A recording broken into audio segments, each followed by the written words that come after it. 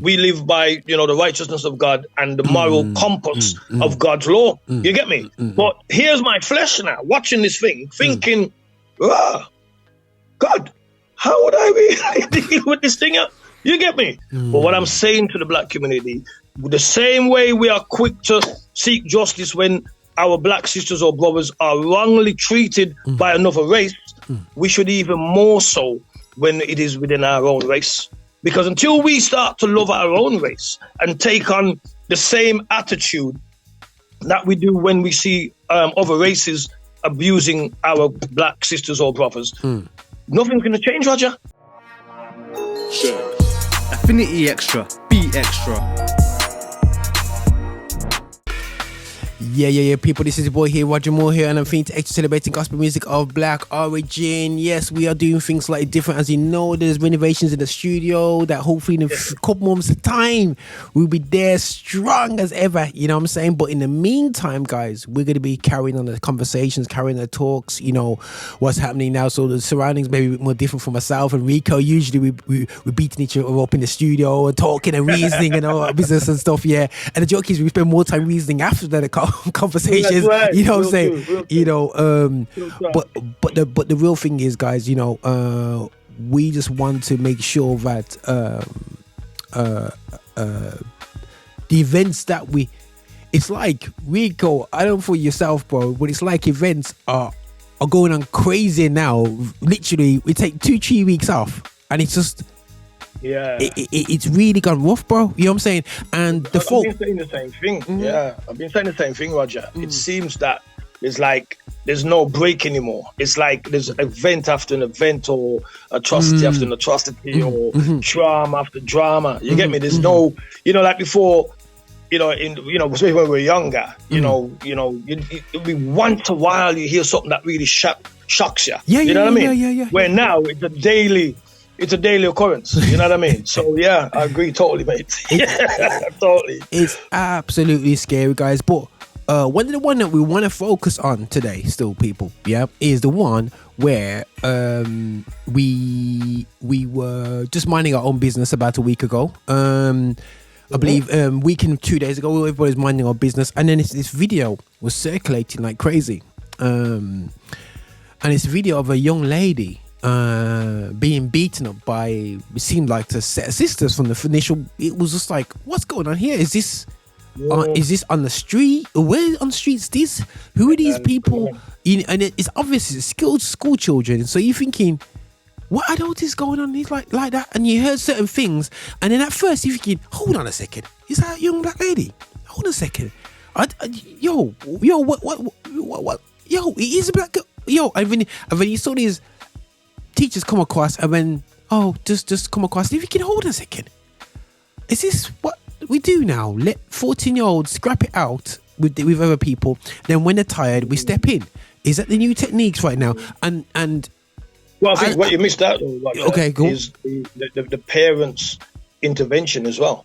You know what I mean? I think that part there to me was more shocking to hear that adults were actually incinerating or inciting the situation, to making it worse, and actually driving their children to commit, the unbelievable things that we saw. You know what I mean? I mean that there to me was because I can understand kids, Roger. I can understand kids having scraps. Kids are kids. You get me? They have disagreement. They think the only way to do it is have a fight. But when you see grown mothers and fathers now, actually, like a soldier in an army, literally sending out the command.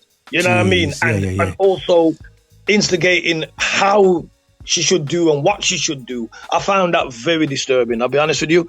That's the part what really disturbed my mind, really. And you know what's scary? We're coming from a generation where you don't want your parents to find out that you're fighting, let alone your parents telling you what. You know what I mean? Imagine if your mom walked to school and saw your sister fighting somebody, bro, everyone's going back home silence. You're getting, bro, you don't even you already know what's gonna happen, bro. You're not seeing your mom calling your other sisters to get involved in a fight. You're thinking that doesn't make sense. But the strange things was, guys, so we saw this event now. Come on now, myself, moving the studio. Thought, okay, Roger, just let the conversations happen. Let people see. So I was very tentative because we've just come off the Tyree Nicholas situation where the 5 police officers in America. So we're almost coming off our vibe. So I thought, you know what? I did a video about that before I finished at the studio. I just went through the video, just showed and just gave how I felt about the situation. And that was black police officers beating up a fellow black person.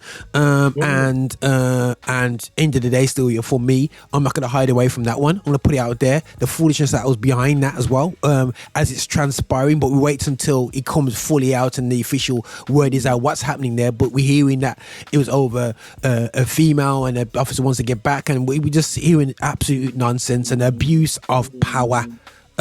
By the police, which we don't want to encourage at all. So we're seeing that whether you're black, white, or Asian, we're seeing that and we were highlighting that. But then you're coming out of that now, and then all of a sudden you're seeing in the UK, who sometimes looks at America like, oh, you're just a violent load of crazy guys. And at the moment, and there's a lot of cases literally every week showing that there's been police, the legal systems, the people that should be protecting us are not fulfilling their jobs. So you're going through that environment and a lot of women going missing. I'm not going to be focusing on white women because the reality shows, guys, there's over 90% of the population in this country is white. So, you're going to see more white women on there. So I'm not saying that we don't do enough. I definitely don't do enough for black women, but I'm not gonna say that I got a problem. You see a lot of ladies out there been going missing, and it's been highlighting. And when you see these girls, all of a sudden being hit up. So I'm just watching. And says, okay, this is disgusting. Now, what are we saying? Now, within 24 hours, we saw a young man in London, and I couldn't believe it. It was outside the school. So I'm like, okay, he's outside the school. Okay, it's like that. But it was very peaceful, just more protesting. I was very proud. I was very proud of him. I'll be honest with you, man. Yeah. Give me how you feel. Yeah, man. How the young man conducted the situation, because there was a lot of heat, Roger. You got to understand that, as a father myself, when I'm watching something like that, and as a Christian as well, I'm saying to myself, Roger, how would I really deal with this? I have to be honest, I had to ask that question to myself as I'm watching it. How would I deal with this? Because if I'm not grounded, Roger, I'm seriously, if I'm not grounded in Christ and, can hold my status to say, well, you know what, I'm going to conduct this thing in the correct way. But if I allow my flesh, Roger, to take over, which, no, let's be honest, you know what I mean? We're talking about our kids here. You get me? Being violated in a manner that was just disgusting. And then what I think would have, like I said, incited me was that it wasn't so much the kids I was too worried about. It was that they were following out an instruction from a parent like myself. So that's where now my flesh now would be thinking, my God, because as I watched it, I'm thinking, if I'm watching my daughter go through that, when I go to the school, am I going to be really there to talk?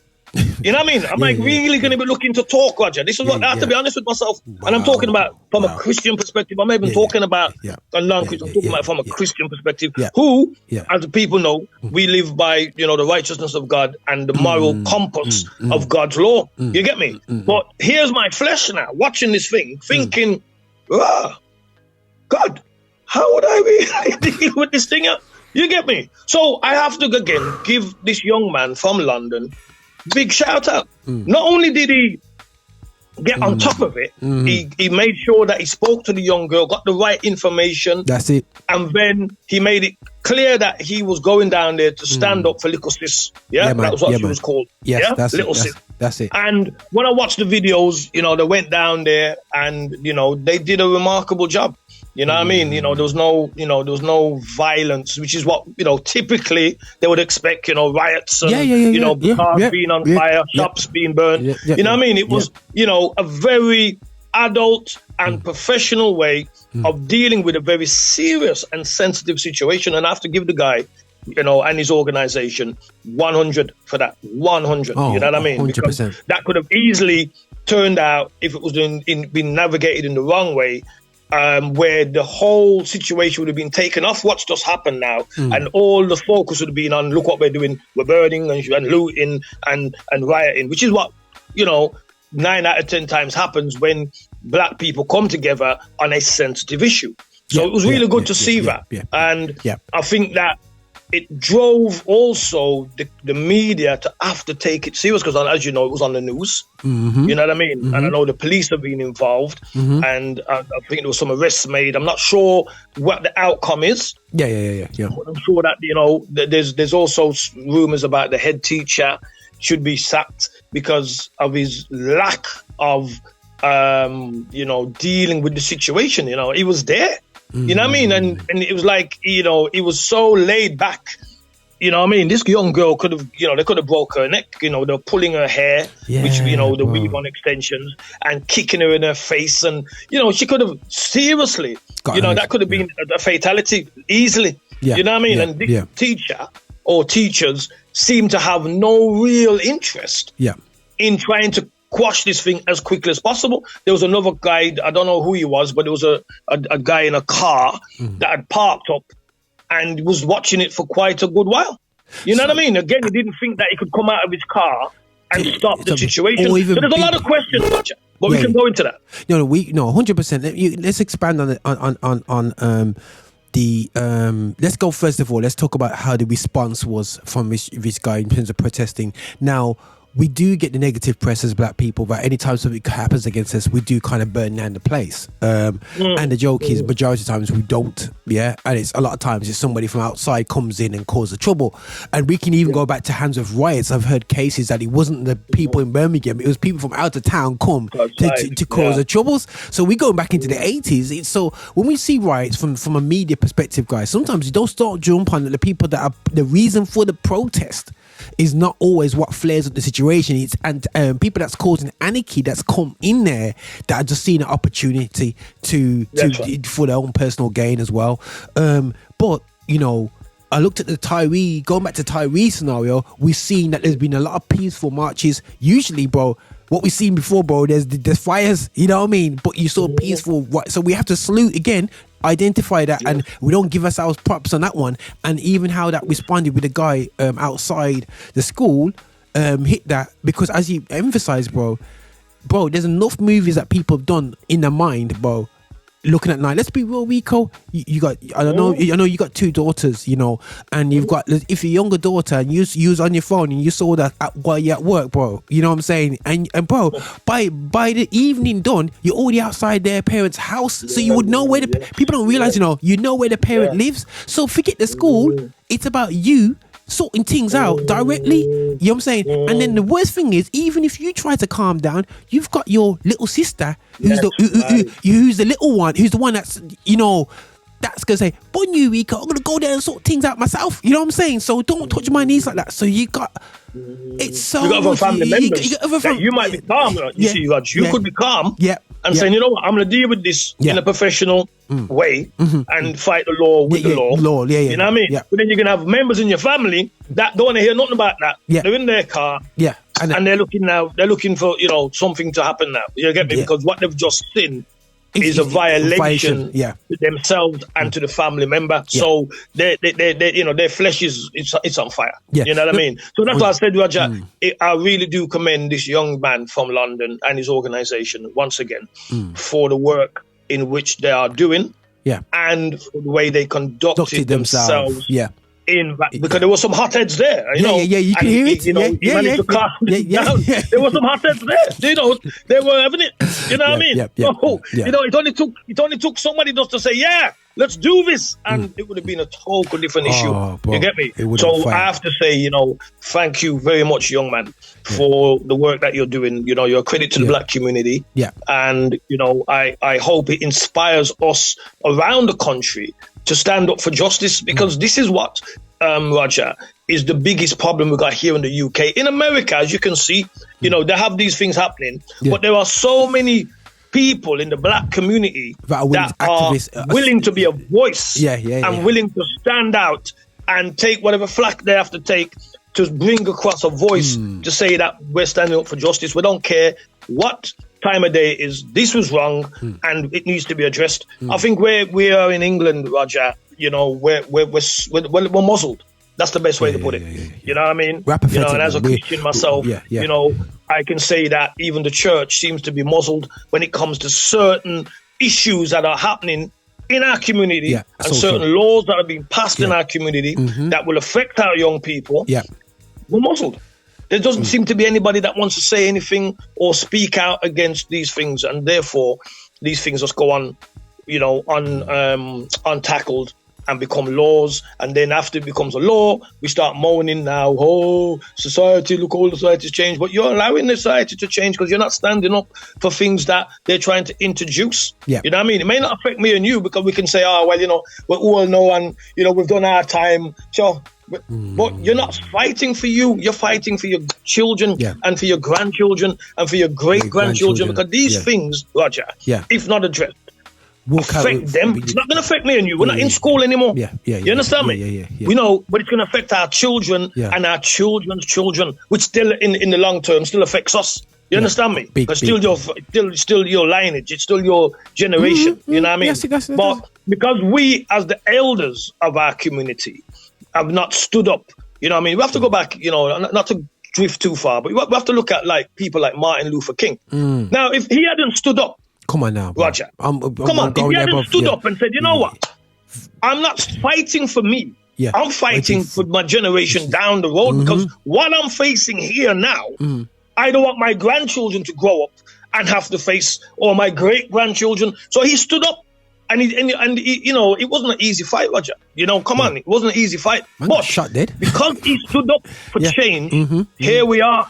You know, the black community can travel on the bus. They can, you know, they got rights to vote now. There's so many things changed because of what Luther King did. You know, that's just one example. No, and that's something that I've heard a lot from our community. And when I say our community, the black Christian community, the phrase is, Roger, it's sin. There's nothing you can do about racism. But the joke is, you quit sexual sin is a sin, but they preach against it. Lying is a sin, but they preach against it and say we should stop. You'll never stop seeing sexual immorality. You never stop seeing liars. You never stop seeing jealousy because sin is sin, guys. Racism is an element of sin, which is we need to stop this mentality of thinking that, oh, we can't do nothing about it. But the thing is, you stand up against every other sin. So what you're saying, sin directed against your skin folk and yourself or your skin is acceptable being a Christian. And that's why we are struggling to communicate Christianity to our community. Because you are saying we are happy to be subservient to other races and say nothing. And that's what you're saying. That's what we're saying. Well, I'm not saying that everything needs to be blamed on racism. What I'm saying is that, you know what? If you're going to call it out and say that, yo, something out in the social community, you're going to call out the fact that white women are being kind of like abused and the church is out there protesting with them or whatever. So why are they protesting when black women are dying in the hospitals, having children more than everybody else? So hold on a second. So what you're saying is that because it's your country, you forget about us. But what happened to the Christian way? You know what I'm saying? And we always seem to want to justify receiving, being subservient, and it's not about being above. And this is, it's not, guys. This is not about being above. And I think that what I want us to encourage us as a people to do is stop looking at just today. The biggest movers and shakers, biggest movers and shakers are the ones who are Christians in America. When you actually look at a lot of them are got Christian belief systems. Now, what we do is we look at the sins in their lives. Oh, he was a lady. You know, he loved ladies and he loved this, he loved that. You know, you find little dark secrets to discredit his Christianity, but the core morality, because in this, so they could do the same to us people. So we need to be careful with that one. But they made a difference and made a change because of their Christian belief. My concern is that if you haven't got a Christian belief, you're more likely going to say something about racism in the UK right here today. You know what I'm saying? And we as Christians are not involved in these conventions. I saw the politicians now, for one of the few times I have done, joined together and started making complaints right up to the Commons. Yeah, we saw the young man who we spoke to. I forgot his name. I can't believe I forgot his name. Last year, that Reverend Jadu kind of like, you know, when he did the speech and stuff like that. So Dejan, the situation now, yeah. But we never saw that reach Parliament as the way this moved right into Parliament within 48 hours, and it shows you that, you know what, still, yeah, there's a reason that why you reached there. A young lady, I watched a video about racism in Germany, and at the end of the video there was a woman who is in the parliament, the first black parliamentary, you know, in the parliament, in their little parliament in Soviet. So the first one, and I said to her, oh, look at you, your example that things are not bad anymore. And she goes, I'm not in this position, gonna be in this position now and pretend like everything's okay.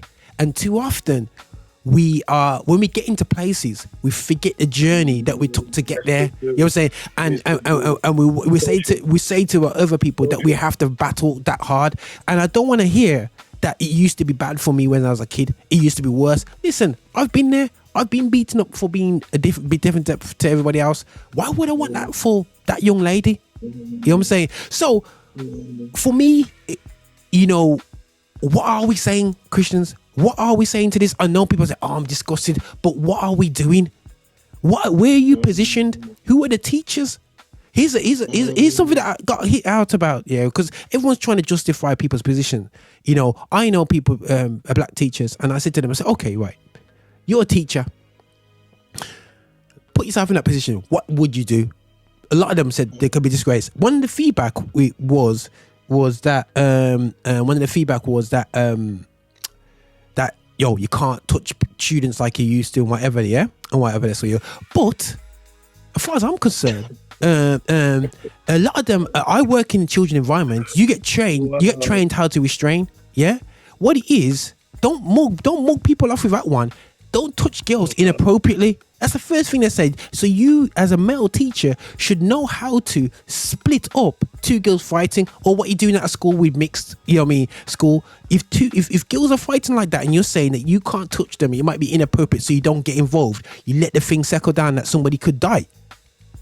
Sorry. I'm not having that one, bro. I don't know how you feel about it. Because for me, teachers know the vibe. They know what things are happening. Rico, how many times have we been in school? You've been in school. I've been in school. The teachers know that the fight's going to kick off at the end of the year, so they're waiting for the fight to happen at the school. They're waiting right by the gates because they heard. In fact, they normally call the parents, in fact, to come and collect their kids or make them leave earlier. You know what I'm saying? Yeah. Because what I don't know if you saw it, Roger, but there was a video before the one that everybody saw. Yeah. That happened in the class. I don't know if you've seen that. Oh, one. No. Yeah. Okay. Well, there's what happened was the girl, the English girl, she set on a girl in the class and was beating the seven bells out of her. There was a little Asian girl sitting next to the girl that was being beaten that was just horrified. And she was just laying into this girl. You couldn't really see the girl because she was trying to hide under the table because she was getting some licks. You get me? And in that moment in time, no teacher or any representative within that class tried to stop it. So the same black girl now, I think it was her friend that was getting laid into. She came over, dragged the girl up, and then they had what I call a cat fight in the class. And when that was parted, that's when they saw the teachers come and they parted it. And so that is where it started from, generally. Wow. So you got clear evidence that something's happened in your class that could escalate. You know what I mean? So you watch and see. But the fact that the girls thought that the girl thought that she could lay into this other girl. I mean, she was laying into her. I mean, you know, the video, you know, the way she was licking up this girl. And then it was the other girl that couldn't take it because obviously no teachers intervened. So she's come in and intervened. Now, my question is, if the teacher done her job or his job, the parents wouldn't have had no beef with the black girl because it wouldn't have been the black girl that had to get involved. Wow. Because the teacher would have quashed it. Come on. But because the black girl felt that her friend's being murdered literally in this class. Yeah, she did. And nobody seemed to be stopping it. Yeah. And she's just laying into her. She's gone over now to rescue her friend, and her and the girls had the cat fight. So now, after school now, the family now is coming to attack the girl now because she's the one who got involved by trying to stop the fight. So that's where it's really come from. You know what I mean? Absolutely. You know, it's disgraceful. The whole thing, as I said, from an adult point of view, I'm not even talking about the kids. The kids are kids. You know what I mean? I'm talking about how the teachers and how the parents conducted the whole situation was absolutely disgraceful. And you would hear in a video, if and end of the day, I'm not posting a video on this video. We're just going to be having a conversation about it. I know it's been out there, but they have police have encouraged for us not to put the video out there on social media. So we're not going to be doing that on this station. So that video we were talking about it, but we're not going to be showing it.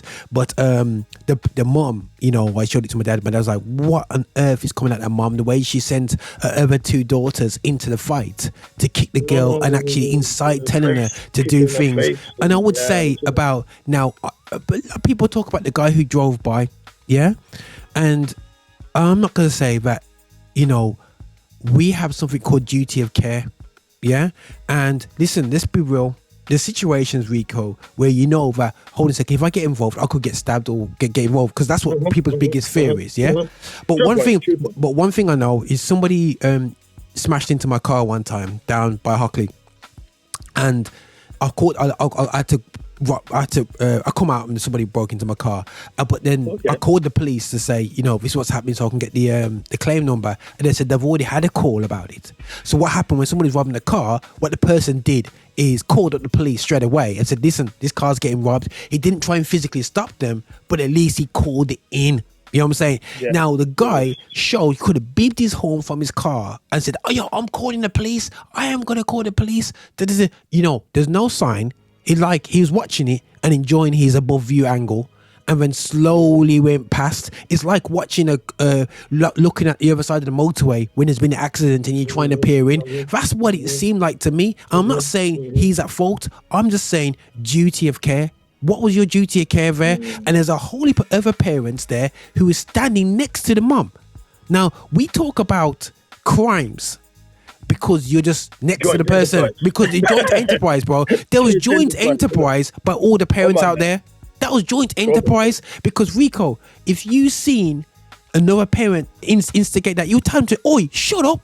Don't get involved. Why you sent your daughter? There was no parents. I don't think, Roger, to be honest with you, being the kind of person I am, I do not think for a second I could have been in as a parent and watched that. I would have had to intervene to stop that. I would have definitely. Or if I knew the teacher was there, I'd be racing him up to say, you need to do something now and get this thing sorted. You know what I mean? But either way, I wouldn't be able to just take that passive view of, oh, well, it's not my child, so, you know, I'll just wait and see what happens. No. Society's not that bad. Society's not that bad. But I know society's not that bad. I know that there's parents out there that could have told the woman, and they would have said it in a crude way, like, shut the F up, or whatever they would say. So, yo, you can't say that. Why are you bringing your daughter? There would have been comments there. So far as I'm concerned, there's at least 20 parents there because it's after school. What were you doing? Yeah, we gotta look at the terrain as well, Roger. You know, and we as black people as well. You know, sometimes people don't like the way I talk because I look at things from a 3-dimensional. 100%. Narrow-minded. Because what I have to really question. This is what I'm questioning: is that we know that they were in a predominantly white area. That's first of all. Okay, that's the first thing. Okay, so the odds of the situation being in favor of the black girl were very small. You can see that because if they didn't carry the same kind of views, there would have been more parents, I probably think, that would have tried to stop it. Because I'm sure if it'd been the other way around and it was the black girl on top of the white girl with 4 or 5 other black sisters beating the 7 bells out of this white sister, I'm quite sure that there would have been a quicker response in trying to stop it. You know what I mean? That's just my theory. Yeah. Now, what what I find disturbing, and as I said, first of all, I do comment and say, as I said before, well done to the young man from London. Oh, 100%. Yeah, 100. But here where I have a problem. I had to ask myself this question. 2 questions I asked when I watched the video. The first one was, how would I respond to this? Mm-hmm. Would I be able to really respond to it in the correct manner and make sure that justice is done? Mm-hmm. Or am I going to lose the plot and probably get arrested? Yeah, you know what I mean? Because that's the truth. Them are the only 2 roads that I was left open with when I watched that video. Am I going to get arrested? For some madness, or I'm going to deal with this, and you're going to see me in the newspaper, you're going to see me on the news, because I'm going to shout from the rooftop till I see this thing sorted. So them are the 2 options I've got left. Yeah. The other question that came to me was this: if this was a black mother, and she had told her black daughters to do the same thing that the white mother did to this black sister, would we be having this conversation? Would the black community have felt so disgusted as they did? And I'm going to be honest, Raj, people might not like what I'm going to say, but the answer to what came to me was, I don't think so. I don't actually think we would have got past watching it and switching it off. It wouldn't have been an issue, because the reality is, Raja, and this is what we have to understand, is that we as a black community here in the UK have an issue with our own black community in how we as black people interact with each other. Church leaders, church members, members of society deal with our own black community. Because, you know, I'm not going to tell you no lie, Raja, right? I'm grieving right now. I've just lost a youth, 17-year-old youth, veteran, I got to go to his funeral. And I'm telling you, Raja, the thing burned me. I can't tell you how the thing burned me, veteran. Because I was a good youth, and over some little foolishness, boom, another youth took his life. I'm not hearing no protests. I'm not hearing nothing being said, Raja. I'm not hearing no disgust in our community for the death and the lack of senseless life that has been taken. No, you're not hearing about it, Roger. You know why? Because we've normalized it, Roger. We have normalized our aggression to each other. But then when we see the same aggression acted out by another race on us, it infuses now this aggravation and this anger and this disgust that justice must be done. And rightly said, I'm not taking that away. Of course it should be. But what I'm saying to the black community, the same way we are quick to seek justice when our black sisters or brothers are wrongly treated by another race, we should even more so when it is within our own race. Because until we start to love our own race and take on the same attitude that we do when we see other races abusing our black sisters or brothers, nothing's going to change, Roger. Because the reality is, I know when I asked that question, I already knew the answer. It would have been, probably might have been a bit of shock to say that the black mother was going on that way. But it wouldn't have got to this conversation where it's got on the news and it's become an issue across the country. It has become a big issue across the country. And rightly should. It was a disgusting set of affairs. There's no two ways about it. And the poor girl was, terribly she injured abused. And she received a lot of injuries. You know what I mean? That, you know what I mean? If, as I said, Roger, there's only 2 roads for me. I would have been screaming from the rooftop, or you see me in jail on the news.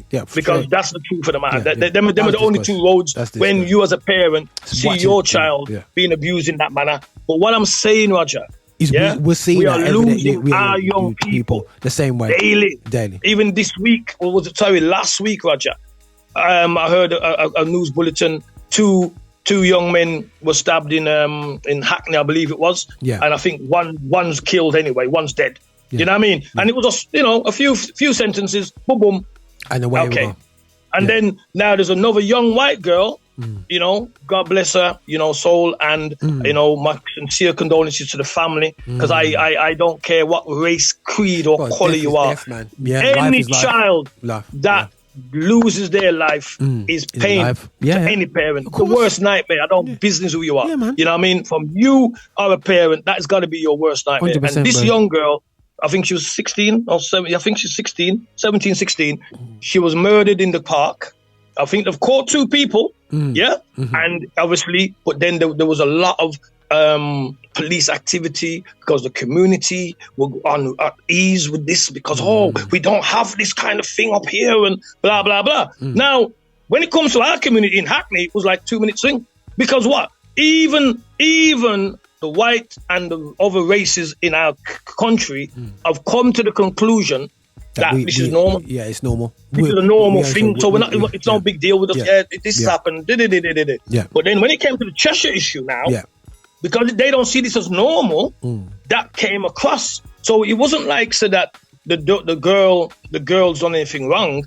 What it was, the community, Roger, the white community have made the public know that this was not acceptable. Whatever the reasons are, it was not acceptable. Why are we, as a black community, still not sending that message out to the wider community? Because I'm telling you, Roger, right? I told you the murder of my local youth, the Virgin, and I'm telling you, Virgin, the thing burned me.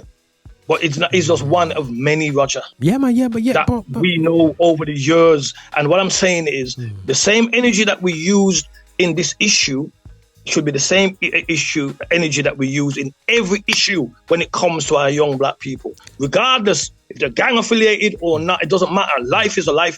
We should be disgusted that some young man's life has been taken. We should be disgusted that our young people are ended up in jail. We should be disgusted, Roger.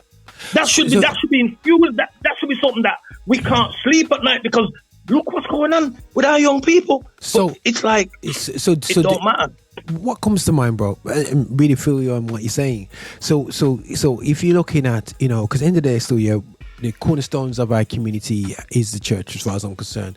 But we should be the church, within Africa. You know what I'm saying? There's, like there's other community religious elements with certain communities. They stand up, they stand up in the community aspect.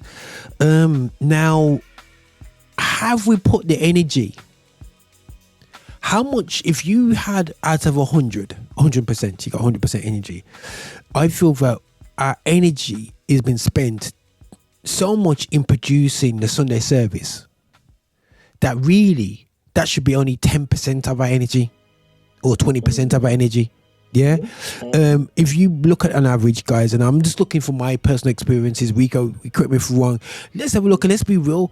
How much energy do we put as a community, a black community, into day-to-day community aspects, from children, working with schools, looking at the misbehaved children's, putting on, organizing free support for the schools through, sports clubs run by them, so you have a certain aspect over the children, having the youth leader coming into the schools.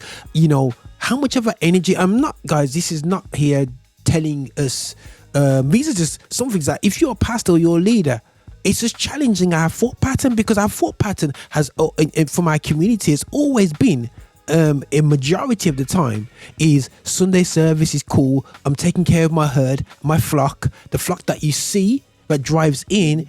But the 4 schools in your area that are within a mile of your church, how much energy has our leadership put into them community things? Now, also, you got the prison ministry. You could say, listen, I've got somebody in the prison ministry. But Rico, let's be real. Oftentimes, the prison ministry isn't really, it's somebody's passion that goes in there. It's very rarely a program that's entwined within our churches. And it really, it's something where we've had we came over here, we got forced to set up our own churches. So how we set things up, whether it's right or wrong, we set things up because of that time and that season. That time and season's changing now. We have children, you know what I'm saying? So we have to change with them times, guys. You know what I mean? We need to look at, okay then, are we killing each other? Why are we killing each other? You know what I'm saying? Why aren't we, you know what I'm saying? Let's confront them issues. If they always say social, economic, we ain't got jobs, okay, let's be simple. Let's be the job center for our community. You know what I mean? Let's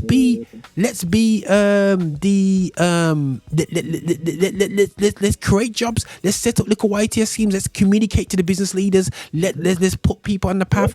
If people are struggling with mental health, it's not about delivering on a Sunday. It's about setting up weekly programs to support the thing, Bob.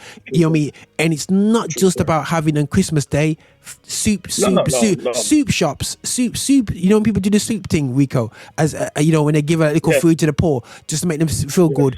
You know what I mean? It's great. I'm seeing churches do a lot of food banks, so that's great, guys. But you're just giving based upon somebody's situation right now. But let's go to the situation beforehand. Why people can't afford? It's job opportunities. It's the mental health state. It's not being able to have. It's not being having a job because their partner has not only left them, potentially died, or it could be a case that I could have a disability. You know what I'm saying? And there's so many factors that we just sometimes say. You know, I've had somebody want to turn around and look at me as a black father and say, "Oh, it's because of black dad's wide community," and I'm looking at me and then looked at me going, "Oh. But you're there for your children." I said, "Yeah, stop just assuming that it's because a guy was just laying seeds all over the place. Why a situation is what it is. That's not just the reason why a community is what it is, guys. So it's a case of going, okay, how much energy are we putting in as because this is a station that is reflecting. It's a good question. You know what I'm saying? And how much should we? So it is a very good question. I don't know what you think, Rico. For me, it should be 20% of our investment should be on Sunday, and for me, a maximum. You know what I mean? And then an investment 80% where you put people, especially now within what's going on in our society. Yeah, I mean, you know, there's definitely an urgency, you know, for the body of Christ to stand up. You know what I mean? You know, when I say stand up and be counted, really. Yeah. You know what I mean? Because you know, when you go back to like the men like Daniel, when you go back to and talk about Shadrach, Meshach, Abednego, when you talk about even Jesus himself, they all stood up. They didn't just, accept the season and the time. They stood up for what they believed was right. You know what I mean? When Shadrach was faced with the fire, I mean, it's a question that you and I can ask ourselves. You know what I mean? Imagine, Roger, you and I now are being put before the tribunal to say, well, if you don't bow to this statue, we're going to throw you into the fire. I've got to question that now. I've got to question myself now. Because if I haven't got what it takes, what am I going to do? I'm going to bow. Yeah. Oh, come on, I'm human. I'm going to bow, Roger. But if I've got what it takes, is what I'm talking about now. Yeah. I'm going to look at that Nebuchadnezzar and say, look, Bridget, whether my God delivers me from the fire or not, mate, I'm not bowing. That answer of boldness infuriated the man so much that he made the fire hotter. But yet, cut the long story short, they came out of the fire. Not even smoke. Nebuchadnezzar ended up getting everybody to serve his God because they knew that their God is some powerful God. But you would have never known about that, how powerful our God is, if they had never stood up. Same with Daniel. If he never stood up and went, he would never have known about the deliverance from the lions then. So what I'm saying is, we will never, the church I'm talking to now, we will never know the power of God in this time, in the 2022, until we, the body of Christ, stand up for what is right. And I'm not talking about what's right in society. No, I'm talking about what's right within the word of God. 100%. Because right now, a lot of things have been changed because even what we're talking about with this young girl and the mother and the issues there, you know what I mean? That was a concerning thing for me, Roger, because as I said to you, to see an adult with that mindset that she was actually telling her daughter to kick her in her face showed me that she has a very high level of anger and hate, whether it's towards black people or it's just towards life in general. The fact that she was willing to execute that kind of information for her daughter, who's looking to her as an adult to carry out, which she did carry out, was just amazing. Absolutely amazing. You know what I mean? And for us to sit back and think, well, we're just going to sit back in our armchairs and everything's just going to work out just fine. Yeah. No. There's nothing in scripture that tells me that's how it works. Everybody I know had to stand up at some point in their life for what they believed, Roger. It's simple as, you get me? Because if we're not going to stand up for what we believe, and my question is this, if we do not believe in the future of our young people, this is my question. If we, the black community, do not believe in the future of our young people, not the future of me and you, the future of our young people, we are not going to do nothing to safeguard their future because we don't believe in their future. But you see, if I believe in their future, I'm going to make sure that I'm safeguarding, that I'm putting things in place to provide a path for them to have a better future than if I don't do nothing at all. Yeah, man. Do you understand what I'm saying to you? Yeah. So it's down to what I really believe. No. It's a very weird scenario, and I think that the churches. I've seen a few churches, and it's funny because and this is a challenge to the church, because obviously the big talk with the church was about Church of England. You know what I mean? Talking about how we're referring to God. Now we're not. So that is a big subject in itself. But what I find is homophobia has been a distraction to our core tasks. Now, and don't get me wrong, guys. White is, guys. I'm not here to sit down with somebody who is for example, somebody who is who believes in, for example, adultery. There's people that just believe in girls because I love girls. I am not going to spend 2 hours of my life arguing why you shouldn't do it. I said, this is what I don't do. This is what you do. According to my Bible, this is why I don't do it. And I'm happy with not doing it. If you decide to do that, that's down to you. Yeah. So I am not going to be here arguing, fighting with having homophobic behaviors and focusing on that, while the seeds that are being corrupted. Yeah, because I know, because I do see a lot of, guys, there's been a lot of books, a lot of images, and I'm not down for this, where they're trading our children about all this and whatsoever. And because the reason why they've been able to get into our books, because we're so inactive in the schools.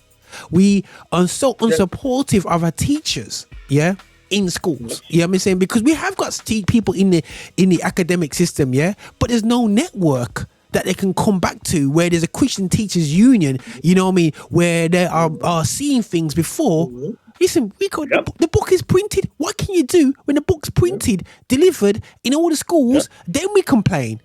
Like, really? Somebody knew that 5-10 years ago that was being built for that purpose. So why aren't we having that knowledge within the organizations beforehand? Because we're not assembled to deal with these community things. So let's go back to the core. And I always said this to people. It says, listen, in church you have people, white, black, Asian, different people, whatever.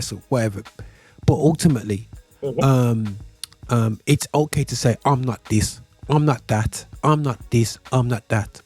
But you have a brother, you have a sister, you have a cousin, you have an auntie who is not in these walls that you could influence. Yeah? And it's almost, you don't see your duty to go and be an influence and in their lives. We almost allow, a lot of times it's always somebody connected. Rico, listen, man, we unfortunately had 2 young people that we worked with last year that we were both mentoring, and one's not here and one's unfortunately locked up because the one got killed because he's stabbing because of the activity that's going on in the community. So I'm like, it's like almost a case of, it's Rico's job to impact the community. It's Roger's job to chat. It's like we're almost happy to say, okay, it's not my ministry. It's not my duty. It's not my this. It's not my that. It's just I'm just taking care of myself, my life. And and out of 10 people, there's 9 just happy to put their feet up and watch the world, and they're happy to have the nice house, Rico, drive the better car, look for the Tesla, everyone's looking for that Tesla life now, driving an automatic talk to your car. And don't get me wrong, guys, this is great, but this prosperity that seeped into our churches, bro, over the past 20, 30 years. There's a natural prosperity when you stop drinking, when you stop doing certain things, when you stop behaving a certain way, you save this. So don't get me wrong, guys. There's gonna be a natural prosperity when you clean your life up. You know what I mean? If your life was like that, you know. But we are loving the life. You know what I'm saying, Rico? We get cleaned up, we get sorted out, and we're loving this life so much that the people outside of this life, you know, it doesn't matter. So I'm like this going, hold a second, what this worldview that's come into the church is really, really scary, because we almost say, Rico, I'm picking on Rico at the moment, guys.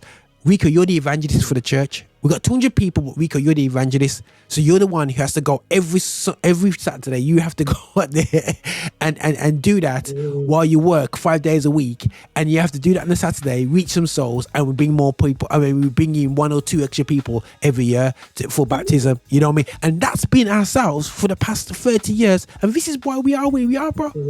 This is why we are where we are. You know what I'm saying? So I know I know, you know, I'm gutted about this situation with the young lady. It really shows that empathy. Yeah, yeah. And you know, I'm looking keenly to find out, Roger, you know, what the outcome is, because you know, the school teacher, the whole school, like I said, the fight that took place in the class was wrong, and there's no teacher's intervention. The young girl got involved, and that's what escalated it to come outside the school. What happened outside the school did not represent a school that has got safeguarding issues in place. So there's a lot of concerns there, and I'm sure as we're speaking, these things are being looked into. You know what I mean? That, you know, it never happens again. That's the main thing. And, you know, I just pray that the young girl and her family can, you know, get back into school and continue, you know, in their education and have a peaceful time in school. School's supposed to be a joyous time, you know. It's not supposed to be a place where, you know, like a war zone. You're supposed to go to school and enjoy school, because it's the best time of your life. Because when you get to our age, when you got responsibility, and if you worry about gas bill, electric and water rate and everything else, and you hear I drop out, you're going to want to know, well, I wish I was still in school. I can tell you that straight. You understand me? So, you know, it's important, you know what I mean, that, you know, young people understand as well, you know, that there is, you know, a lot of pressure, you know what I mean, that is being placed on young people. Anyway, you know, the world's changing so quickly around them, and they've got to kind of navigate through all of this change, whether the change is for the good or whether the change is for the bad. They still got to navigate through it. And what I'm trying to say is that we as the elders, you know, especially us who are, you know, members of the body of Christ, you know what I mean? You know, the Bible says it, you know, suffer the little children to come unto me and forbid them not. You know, God is very, very serious when it comes to young children. You know what I mean? You know, it doesn't take that. He said it's better, you know, if you offend one of them, he says it's better you put a rope around your neck and throw yourself in the river. You get me? You more than offend one of them. You get me? That, you know, he takes it very serious. So therefore then, parenting is a very serious job. And, you know, it's sad to see how that what is now called parenting, well, what I saw on that video, if that's parenting, then we're in problems, mate. You know what I mean? Because I would never thought I would hear, you know, adult, you know, inciting their young people to do a criminal, because that was really what it was, isn't it? A criminal act. You know what I mean? You know, GBH, you know what I mean? You know, you're inflicting pain on somebody else, but you're being told by your own parent to do it. That there is like, that's like me saying to my son, you know what I mean? Here's a knife, go and stab him. You know, go and kill him. God forbid. But bro, even if the situation, Roger, right? Even if the situation weighs up that I think is justified to do it. As a parent, Roger, I'm not going to tell him to do that. And I'm going to take the knife out of his hand. I'm going to sit him down. I'm standing in front of the door. If he has to fight me and take out his anger, then he has to fight me. But there's no way, Roger. I'm going to, as a parent, go and tell him to do a criminal act. How can I be a parent teaching my child to do something criminal that's going to probably end up getting him into jail. No, Roger, that's not parenting. So this is what I'm saying. There's a lot of things that, you know, our society is breaking down. You know what I mean? Because we're being influenced by social media.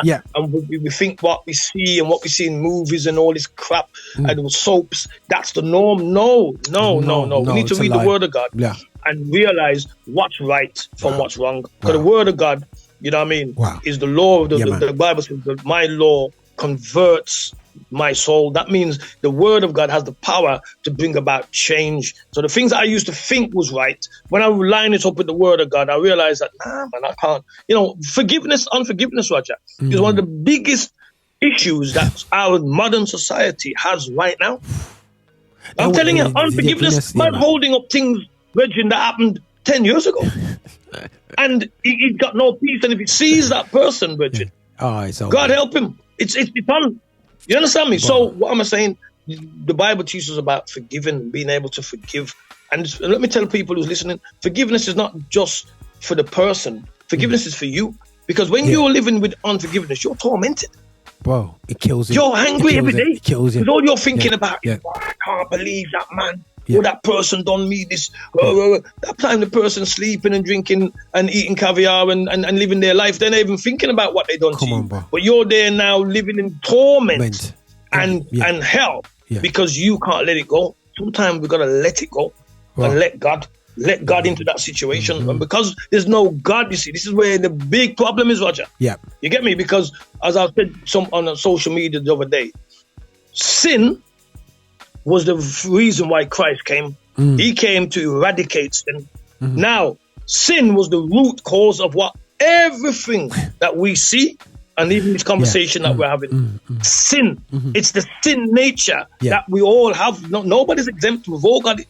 Born in sin, shaped in iniquity. So what we're seeing in society is expression of sin. But Christ came to eradicate sin. So when he went on the cross and said it was finished, he eradicated it because the world has turned their back on the Redeemer, the one who came to save them, the one who came to give them life and life more abundantly. Because they've turned their back on him, and because I'm not gonna lie, the church has probably done a great job in reuniting that message to the young generation, but they don't know about the forgiveness of God. They don't know about the love of God. They don't know about the life-changing power that comes into your soul when you receive Jesus into your life. They don't understand that. You understand me? So they continue with what they think is right.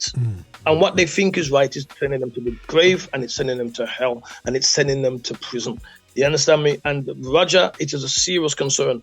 As I said already, mate, one of my young youth, them dead, and it burned me like fire. I'm in a business bedroom, I tell you straight. It's like my son. Bro. You understand me? And what I'm saying to myself is that, okay, God, where does the rubber hit the road then, Roger? When are we gonna wake up then as a community and realize that there's a problem that we need to address? Because it seems to me that we're all waiting for the clouds to open and Jesus to come down and fix it. When God has already given you and I the authority and the power to come and fix it. You understand me? That's the thing that I'm looking at. And as I said before, you know, I pray that the young girl that we're talking about, you know, heals up very quickly. I pray not only for the physical heals, but I pray that the mental skills, the spiritual and the mental and the emotional wounds that she received, the trauma, you understand me, of that horrific attack, you know, will not be something that haunts her, but God will deliver her from it and heal her inwardly and outwardly, that she can become a whole person again and continue with her day-to-day life. This is the power of the church. You understand me? This is the power of the church. The church is here to bring healing. The church is here to bring about a solution that doesn't lead to death. The church is here to bring about, you know, answers to things that people don't understand where the answer is. This is what the church is here to do. Well, you know, when people say why there's nothing to do, there's more to do now. What did you say? It said the harvest is ripe, bro, but the laborers are few. It's like this, bro. It's like when you look at the American scenarios, as I know you got the likes of Al Sharpton and all these guys. But yeah. But no matter if we like them or not, man, there's always a Reverend Al Sharpton, Reverend someone. There's always a Reverend, bro, next to the parents. Yeah, man. In front of the TV, it's like there's like whatever city's been affected, whatever black community thing, wherever it's right or wrong, there's a reverend right there next to standing them. My question is, where's our reverends? I'm not saying reverend because I know everyone calls them different pastors, apostles, and bishops. Yeah, we're on flyers about conferences on the weekend. Well, that's where I see them, but I don't see them standing next to families in trauma on the TV. You know what I mean?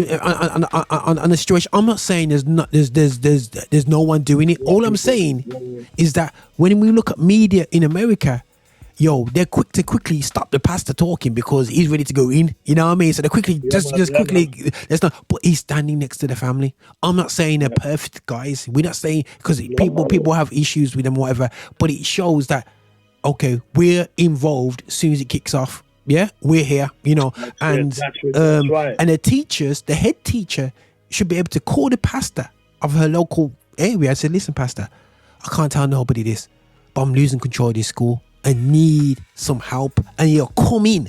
Yeah, I'm not saying there's nobody out there that does that, but I'm saying to you, we need more of that.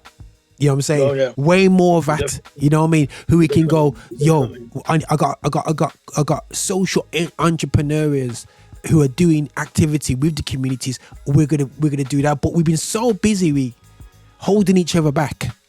You know what I'm saying?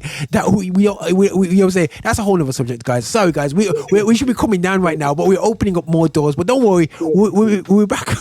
We're back dealing with that because as a whole other thing, why our social entrepreneurship has never gone beyond a 1 or 2 man voluntary level. Yeah. And that's because we hold each other back. Well, that's a whole other subject. Me, Rico. Believe me, that's very true. But you know what? It's always a pleasure. You know what I mean? It's always a pleasure to be on the show and to talk about issues like these. You know what I mean? And as I said, and I'm gonna say it again. I started with this and I'll finish with it.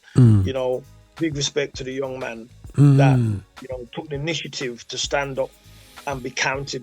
You know what I mean? And for dealing with the issue in what I class as a very professional and, proper way that they couldn't find any reason to point fingers. You know what I mean? Yeah. I just hope now that the system now that we have to rely on will do their part and justice, within the school, justice within the parents and the young children that were, afflicting this pain on this young woman. Well, all of this will, be dealt with correctly, and that there will be right outcomes. Not based on race, not based on color, but based on what's right. Because that's what we stand for. That's what the church stands for. The church doesn't stand for color. The church stands for what's right. I don't care if it was the white girl beating on the black girl, or it was the other way around, the black girl beating on the white girl. I would have still felt the same way, because it's somebody's child. Disgraceful. You get me? Yeah. You know what I mean? And we are here as adults to protect the next generation. If we're going to be teaching our children that, it's an eye for an eye, then, go on, kick her in her face. Yeah, go on. God, there's a knife. Go and stab him. You know what I mean? If we're going to be parents that are pushing that kind of information to our young people, I will say this, and I'll say it boldly, we shouldn't have children then. Wow. Because we're not fit for purpose. Oh, yeah, 100%. You understand me? Yeah. Because if you've got a teacher that doesn't know how to teach, what are you going to say? They're not fit for purpose. If you're working in the social services and they ain't got a clue how to navigate family issues, they're not fit for purpose. Wow. If you've got nurses that are in the hospital and they don't know how to draw blood and do x-rays and do the things that we rely on for our well-being, they're not fit for purpose. Yeah. So why do you think then, just because you've been blessed to be a parent, that you can just go about doing what you think and say what you want to say and allow your child to see what they want to see, do what they want to do, and think there's going to be no repercussions? Of course there will be. Of course there will be. Because you as a parent, you're not fit for purpose. Yep. Your job is to safeguard and bring your child up in a way that he will be or she will be able to navigate through the madness that's in this world. Trust me. Without becoming a victim to it. Because if you don't navigate them, Roger, they're going to become a victim to it. True, because they didn't have the information, Roger. Yeah. Remember when we went to school? I'm going to close here. When we went to school, I remember going to school. I went to Burlington, down in Aston. Yeah. Way back now, we're talking years. And I remember was coming out of the school, and they were teaching us the Green Cross Code, I think they called it. Green Cross Code, that's it. We had to learn how to cross the road. And listen. And they said, look right, then you got to look left. Yeah. And make sure that you don't stand by no parked cars. Yeah. I can remember it like yesterday. Yeah. You get me? And what were they doing? They were equipping us to survive. Yeah. To survive. Yeah, man. Because if we don't know how to cross the road as little toddlers and go rush out there. Yeah, man. Yeah, it did. So what I'm trying to say is we are here to equip the young people with information that can help them to survive in life. Not equip them with things to become a problem in society or to add to the madness that's already out in our society. No, that if you're a parent would like that, then you've failed. Yeah. You need to go back and be re-educated. Yeah. Simple. Yeah. No, 100%, brother, 100%. No, thanks for that, bro. And listen, guys, if you got any comments, do make your comments below. We just here responding. We'll be back, guys, in the next few weeks. We'll be seeing what's going on there, and that's showing me we could get back together and have these conversations. We're going to be keeping these up, and hopefully, guys, in the summer we want to be more engaging with this. So as we develop things, we're going to be developing things here on Affinity Extra. So we want to be using this season of being outside the studio to develop our interaction. And I feel that we need to let the world hear our view and our viewpoint of people who care. People do care, and I want the young people to know the family. All families involved in the situation who was watching, not watching the teachers and the head teachers, to know that this is our viewpoint. From a biblical foundation. You know what I mean? And being real with you, this hurts. You know what I mean? There's reactions going through our heads, but we have to still react according to the word. As much as it might hit, you got to stop that thought, and we have to do the right thing. And we're just putting out what we see the right thing to be doing. But we who wave the flag of Christendom, it's now we need to stop coming out our selfish ways. And start looking more about, stop waiting for it to happen to us as individuals, and that's being our niece, our nephew, our daughter, before we start standing up. It's about doing it from now. You don't have to be don't have to be front line, but it's having that support in the network, seeing that you're part of the community to make it better. It's not being moldy part of the community and accepting absolute rubbish, man. But listen, this is Roger here on Affinity Extra alongside Rico, you know what I'm saying, and we here, keeping it real. And don't worry, guys, in the season we're gonna be hopefully soon coming back with doing the conversations that Rico, the podcast, we're gonna be doing. So we're looking at that. There's a lot to talk about. There's a lot of people we need to be talking to. So we'll be setting up with that. We're gonna be trying to find a nice space to do that in as well, guys. So just watch your space, guys, and just keep supporting and just really guys, just really keep our community in prayers. If you're Christian, you're thinking, what can I do? First things first, it's just we gotta pray. You know what I'm saying? We're just gonna pray, seek God. You know what I mean? Support. Even if you ain't got the skill set, just support. Send a message to a man like Rico, myself. There's other people out there in the community. Send a message to them and say, keep it up. I can't do it, but I've got your back. Them little things help people. It